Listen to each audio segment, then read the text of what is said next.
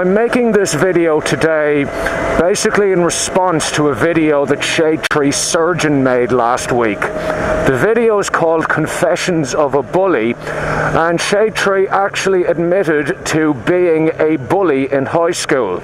It was an absolutely brilliant video where Shade Tree acknowledged that his behaviour towards some people in the past was completely unacceptable. He made reference to his difficult family situation at the time, in which he feels would have contributed towards that bad behaviour. However, he not once ever tried to excuse it. He admitted that how he acted was completely unacceptable and expressed remorse over the whole thing. And I found the video really fascinating because I guess I'm looking at all of this from the other side of the coin. I wasn't a bully in high school, I was the opposite. I was viciously and brutally bullied between the ages of approximately 9 and 18. I don't want this video to be me, I suppose, bleating about, oh God, my life is awful because people were mean to me when I was in school. No, I'm not going to say for a second that it didn't have any sort of negative effects on me, because it did. And for a while, how I was treated by some people in high school in particular absolutely destroyed me. It completely ruined me, and to this day still has lasting effects. The bullying I experienced started when I was about 9 years of age, and the reasons for it were pretty simple at the start. I was getting teased over my nose constantly twitching, which in later years I found out that I actually have Tourette's syndrome, which explains all of my weird tics that if you have watched my videos before, you may have even spotted them. Nothing that in any way impinges on my life, but again, just enough to cause you a bit of bother when you're in primary school. When you add to that I moved from County Kildare to County Clare when I was 8 years of age, and back then in Ireland there was basically no overseas people living in Ireland, so the fact that I had an accent from a different part of Ireland was enough to have a lot of people taking the piss out of me.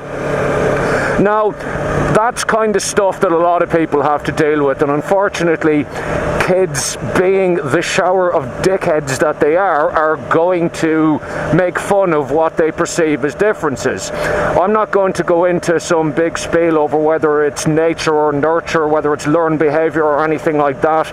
I'm just going to accept the cards as they lie when it comes to that sort of stuff. Sorry, my nose is itchy. Well, that's better. So anyway, the bullying though, it increased in severity as I got older. So by the time I was maybe 13, 14 years of age, I was getting the shit kicked out of me on a frequent and ongoing basis. And it really did take a toll on me. By the time I was 15 or 16, it was so severe that at one point I literally did not leave my bedroom for 3 months. I was afraid to leave the house. I was miserable, and all I did was sit around reading books or playing my Super Nintendo. And it did have an effect on my family as well. You know, my parents were obviously worried sick about me, and it even almost got my dad in trouble a couple of times, and I'll get to that later on. The worst offenders, no, not offenders, I hate that word, but anyway, the people who did the worst of the bullying were largely a group of lads about my own age who were from a council estate in Ennis, County Clare, where I grew up. And like I said, I'd be just cycling to school or walking to school, or I'd be out with my friends at a teenage disco, and for seemingly no reason that I can think of, they would beat the fuck out of me. It wasn't uncommon that I would just be cycling into town minding my own business, and 4 of these boys would jump out from behind a wall or a hedge somewhere and kick the crap out of me. And yeah, again, when you're 16 years of age, when, let's face it, most 16-year-olds are not the best at coping with stress or difficulties in life as it stands, that's gonna mess you up. The bullying did ease a little bit by the time I'd finished secondary school when I was 18. However, there were still times even after I had finished secondary school that I was attacked. But around the time I was about 16 or 17, I discovered something that made all of this perceived bullying better. It was called alcohol. Alcohol was great. It's not that it cured any of the problems, it's just that it stopped me giving a crap about anything. You know, it made me think that all of the things that caused the bullying went away. You know, it was like, oh yeah, I'm out drinking with the boys, I'm mad cool, they all think I'm a mad bastard. And when you combine somebody who, let's face it, has been left in a bit of a fragile state after years of torment, adding alcohol to that mix is not a good idea. As such, I was actually in a rehabilitation facility for alcohol by the time I was 25 years of age. So yeah, I was suffering at that point from severe anxiety to the point where I dropped out of university because I was basically unable to function at this stage. And a lot of that could be traced back to the fact that, you know, a lot of really bad stuff happened to me when I was a kid. There is an awful lot of myths that go around about bullying, both the victims and the perpetrators of it. As Shade said in his video, most of the time the bully is in fact not the stereotypical good at sports popular jock. Usually it's a pretty messed up kid who has major problems of his own and probably could use a bit of help himself or herself, depending. Secondly, regarding being the victim of bullies, you know, people have often said, oh, why didn't you just punch them back? Well, most of the time, if I was getting attacked, it was usually 3, 4, 5 people doing it. Secondly, back in high school, even though I hit 6 foot at 14 and I'm now pushing 6'4" fully grown, most of my time in high school I weighed, I'd say, about 65 kilos. I'm not sure what that is in pounds, but I'll put it at the bottom of the screen, but for somebody as tall as I am, that's pretty goddamn skinny. So I was not the most physically strong of people. So again, my actual capacity to, shall we say, defend myself against them was pretty limited. And again, even if I was an 100 kilo slab of muscle, there wouldn't have been much I could have done against 3, 4, 5 guys, because again, that's usually how many there were. And thirdly, well, when it comes to, you know, attacking people and hitting people back and all that, frankly, I didn't have it in me. I'm just not that kind of person. I detest violence, and I don't want to be involved in it in any way, shape or form. And it was no different when I was in high school. I just couldn't do it. Couldn't bring myself to do it. And I'm sure someone who sees this will think, oh well, it's not, maybe you shouldn't have been such a pussy. To which I say, anyway, moving on. The attitude a lot of people have to the victims of bullying is one of, oh well, maybe you should stop being such a pussy, or maybe you shouldn't have been such an annoying dick. And I ain't gonna lie, when I was in school I was a bit of an annoying dick. I will not gloss over that fact for a second. I had no brain to mouth filter, I was slow to mature, and generally speaking I was a thoroughly unlikable little shit. As I mentioned earlier, when I was a kid, I was kind of annoying. I was mouthy, I said stupid things. You know, I was an irritating little dick. However, despite all that, it wasn't my fault I was bullied, because if you're bullied, it's never your fault. You're not in the wrong. The other person is in the wrong. Always. This is somebody who is doing a really shitty thing to you, and no matter what kind of an idiot or arsehole you are, you never deserve that. So if you are being bullied and you see this, don't worry. You didn't do anything to deserve this. I did spend a lot of time kind of indulging in these revenge fantasies, shall we say, you know, where I'd just be sitting around dwelling on how all of these people had done me wrong and had fucked me over and had done this and done that and what have you. And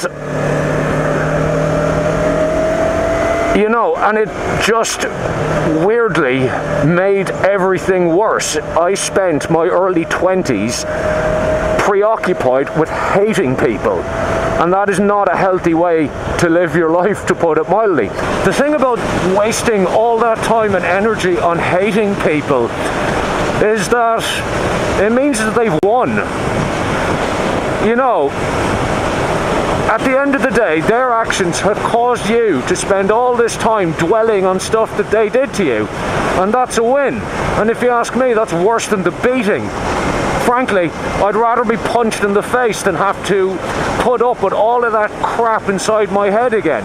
And looking back at it now, and like we're talking well over a decade later, it was an absolutely toxic way of thinking, which kind of turned me into an absolute piece of shit as well. You know, I remember, if I may give one specific example, at the end of secondary school in Ireland, or high school as it's called in Australia and the US, every Irish person has to undergo this form of organised torture that's called the Leaving Cert, which is basically our end of high school exams. And on the first day, you sit the 2 English papers. So in the lunch break between the 2 papers, I was actually uptown getting some lunch when a guy who had been picking on me before actually attacked me in the middle of the town in broad daylight. You know, he just walked up to me and started punching me in the face. He had a couple of his friends with him, absolutely nothing I could do, and you know, I had to then go back to school and sit an extremely important exam after getting beaten up on my lunch break, and I actually had blood coming out of my nose when I went back to school. That guy ended up committing suicide a few years later. And I remember at the time, I was maybe 24 or 5 when he killed himself. I remember the first thing that went through my head was, fucking good, he deserves it. And how bad of a person does that make me, that I was actually happy that a guy died? Now, I think it kind of raises an interesting point, and this again relates to Shade Tree Surgeon's video, where he stated that his home life and life in general is extremely difficult throughout his time in high school. And you know, and I think under those kind of circumstances, most young fellas are going to act out. And sometimes those young fellas will take that shit out on other people. Now, I'm assuming that this young fella who attacked me during my exams was probably not a very happy dude. I think it's pretty safe to assume that if he ended up killing himself in his early 20s, life was probably not going very well for the lad.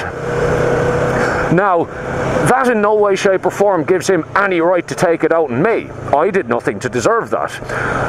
However, the fact that I was actually happy that the dude was dead makes me even worse than he was. And I actually look back on the way I was thinking and on how I was back in my early to mid 20s, when I was just filled with hatred and resentment and everything like that. And again, I was a piece of shit.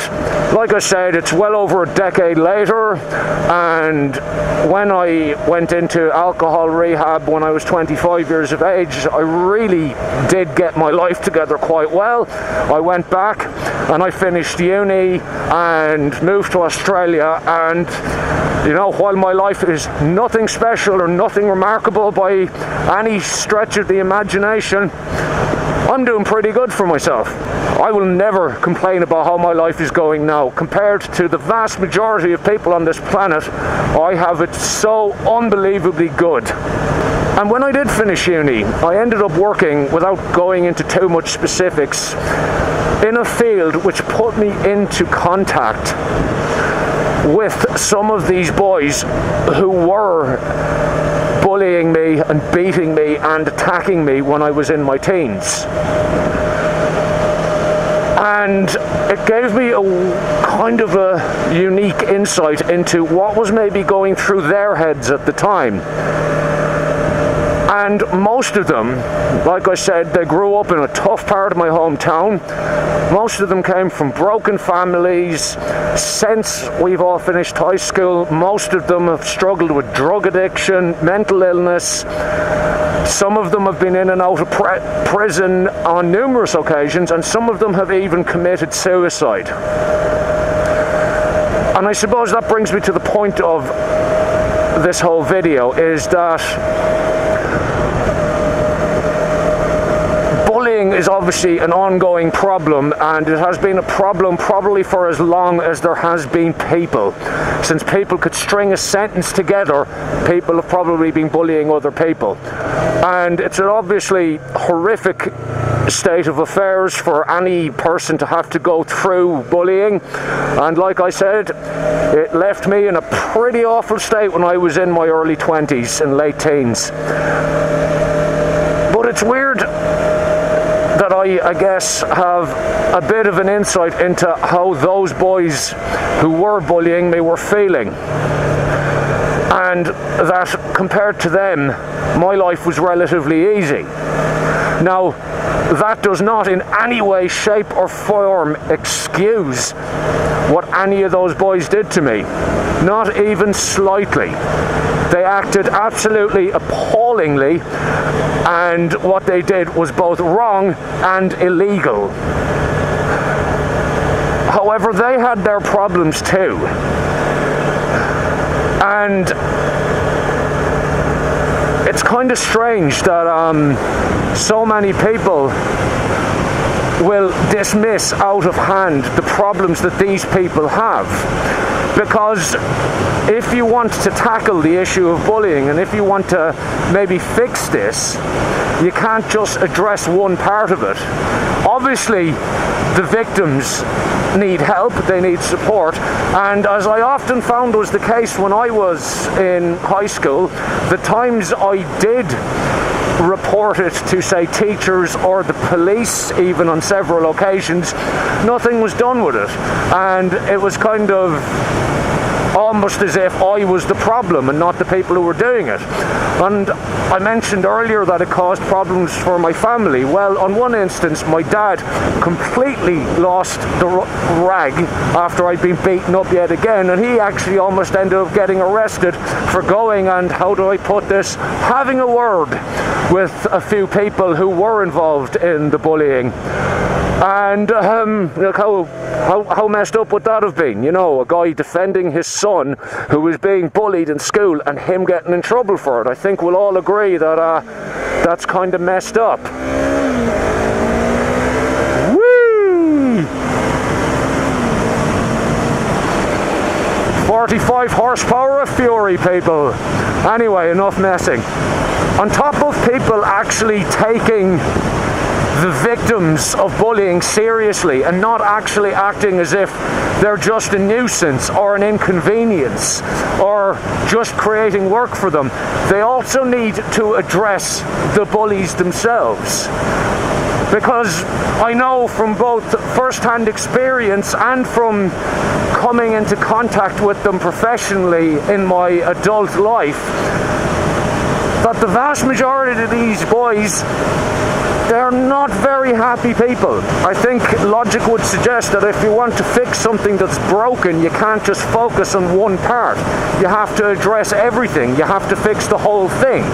I think it's important that people like Shade Tree Surgeon are able to discuss freely their experiences of being bullies, especially people who clearly have overcome tough times in their life and clearly have been able to put pretty difficult circumstances in their childhood and teenage years behind them, and are able to speak about their experiences, because that's an important part of all this.